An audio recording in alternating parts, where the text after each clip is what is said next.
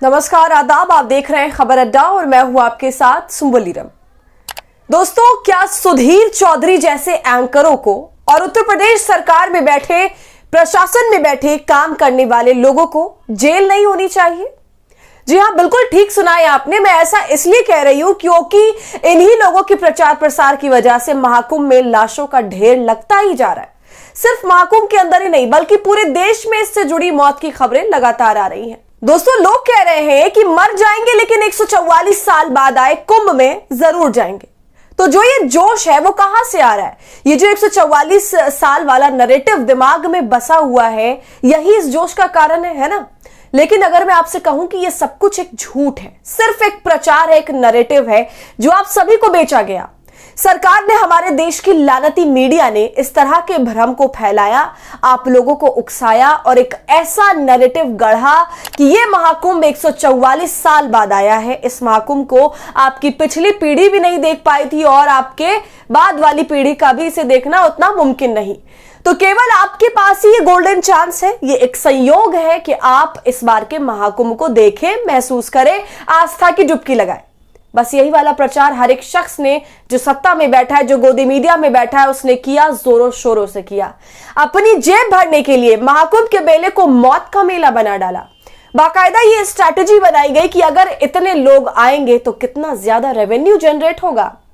दोस्तों, ये जो नैरेटिव पेश किया गया देश को, उस नैरेटिव की सजा जो है वो पूरा देश अब भुगत भी रहा है। खासतौर पर उत्तर प्रदेश भुगत रहा है। दोस्तों, मैं आज बात करने वाली हूं महाकुंभ में 144 साल बाद वाले अजब संयोग की। आप सभी जानते हैं कि महाकुंभ की जब शुरुआत हो रही थी तब से, चाहे योगी आदित्यनाथ हो, उनका पूरा का पूरा शासन प्रशासन हो, उनके शासन प्रशासन में लगे हुए प्रमोशन में जो जितने भी कार्यक्रम हुए महाकुंभ के, उसके पोस्टर्स हो और गोदी मीडिया के सुधीर चौधरी जैसे एंकर हो, उन्होंने अपने शोज में कुछ इस तरह से विस्तार से बताया कि कैसे एक अजब संयोग इस बार हुआ है ग्रह नक्षत्रों का कि 144 साल बाद इस तरह का महाकुंभ आया है जिसमें आप अपने गंगा मैया में डुबकी लगाकर सारे पाप धो सकते हैं और मोक्ष की प्राप्ति कर सकते हैं। तो इस 144 साल बाद वाले संयोग की सच्चाई आखिर क्या है और इस 144 साल बाद वाले महाकुंभ ने क्या हालत देश की कर दी है, इस सब पर आज चर्चा करेंगे। दोस्तों, सबसे पहले तो आपको मैं 144 साल वाले संयोग की हकीकत बताती हूं। शंकराचार्य अभिमुक्तेश्वरानंद सरस्वती ने 144 साल वाले संयोग के महाकुंभ की धज्जी उड़ा दी, ये कहते हुए कि ऐसा कुछ है ही नहीं, हर महाकुंभ खास होता है। अब बताइए, शंकराचार्य अगर ये बात बोल रहे हैं, जो हिंदू धर्म या सनातन धर्म के पिलर्स होते हैं उनमें से एक, अगर ये बात बोल रहे हैं कि 144 साल वाली बात गलत है, ये तथ्यहीन है, तो फिर आप जाहिर तौर पर इस पर विश्वास कर सकते हैं। और इसके अलावा ललन टॉप के एक रिपोर्टर है अभिनव, जो उन कुछ चुनिंदा रिपोर्टर्स में से हैं जिन्होंने सबसे पहले भगदड़ की रिपोर्टिंग करी और खबर सबके सामने रखी थी। और उसके अलावा लगातार वो प्रयागराज से रिपोर्टिंग कर रहे हैं और अयोध्या के हनुमंत पीठ के पीठाधीश्वर आचार्य मिथिलेश नंदिनी शरण जी से अभिनव ने बात करी और उनसे पूछा कि 144 साल बाद वाला जो महाकुंभ का संयोग है, इसमें आखिर कितनी सच्चाई है। तो उन्होंने भी यही बोला, यही बताया कि यह केवल एक प्रचार है। देखिए, ट्वीट में भी लिखा है, जो काम आपके पूर्वज नहीं कर सके, जो आपकी पीढ़ियां नहीं कर पाएंगी, वो करना धर्म नहीं। 144 साल में एक बार महाकुंभ, ये सिर्फ प्रचार है। हर 12 साल पर कुंभ होता है। सुन रहे हैं आप दोस्तों? ये तो चलिए बात सामने आ गई कि 144 साल बाद वाला जो कॉन्सेप्ट है वो सब बेकार है, ऐसा कुछ भी नहीं है। लेकिन दिक्कत यहां पर यह है कि इसी कॉन्सेप्ट को, इसी नैरेटिव को इतना फैलाया गया, इसका इतना प्रचार किया गया, लोगों के दिमाग में बिल्कुल कूट कूट के भर दिया गया, रटा दिया गया। ये गोदी मीडिया के एंकर अपने शो में लगातार बता रहे हैं कि ये जो महाकुंभ आया है वो बहुत ही ज्यादा खास है और आप खुशकिस्मत हैं कि आपको नसीब हो रहा है ये, वरना ये तो 144 साल बाद आता है। तो आपके लिए तो बहुत बड़ा संयोग है। दूसरी तरफ धीरेन्द्र शास्त्री जैसे बाबाओं का भी यही खेल चल रहा था और है, जो इस महाकुंभ में नहीं आया वो देशद्रोही कहलाएगा, ऐसा वो कह रहे थे। यहां आकर अपने पाप धो लो, सभी बीमारियों से मुक्त हो जाओगे, इस तरह की बातें धीरेन्द्र शास्त्री कर रहे थे और खुले में लोगों को बुला रहे थे।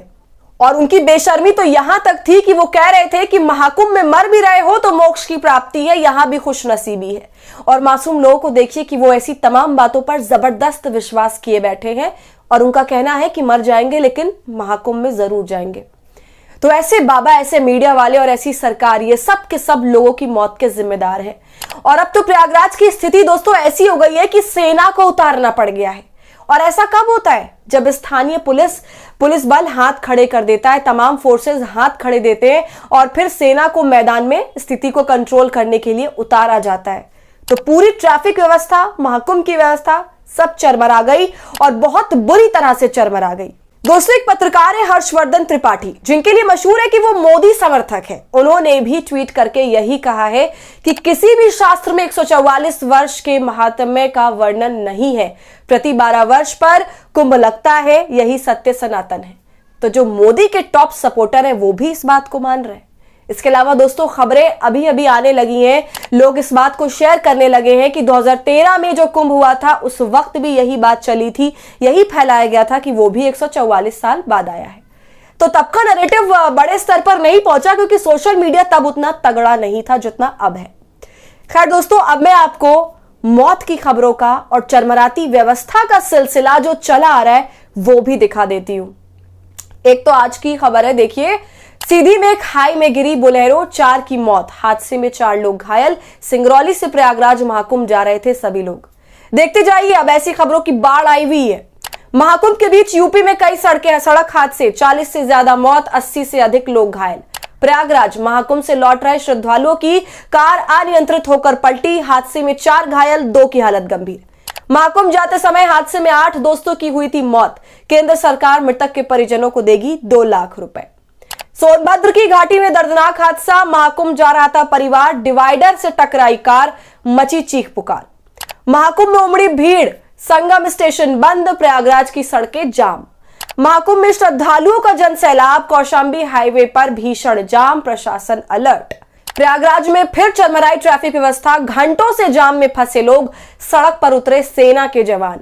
महाकुंभ में भीड़ बढ़ने का फतेहपुर में भी असर, कानपुर प्रयागराज हाईवे पर 4 किलोमीटर तक जाम, रेंग रहे वाहन। संगम स्टेशन 26 फरवरी तक बंद, रीवा हाईवे पर 15 किलोमीटर तक लंबा जाम। तो दोस्तों, देख लिया आपने, एक फेक नैरेटिव और ये स्थिति है। हाईवे की हालत खराब, रेलवे तो आप देख ही रहे होंगे। नीतीश कुमार की डबल इंजन सरकार लोगों से आग्रह कर रही है कि प्लीज अभी महाकुंभ जाना टाल दें। तो दोस्तों, जिन लोगों ने अपना प्रचार करने के लिए, अपना चेहरा चमकाने के लिए, अपनी जेब भरने के लिए, महाकुंभ को एक इवेंट बनाने के लिए सब कुछ किया, आज वही लोग ऐसी तमाम घटनाओं के जिम्मेदार हैं।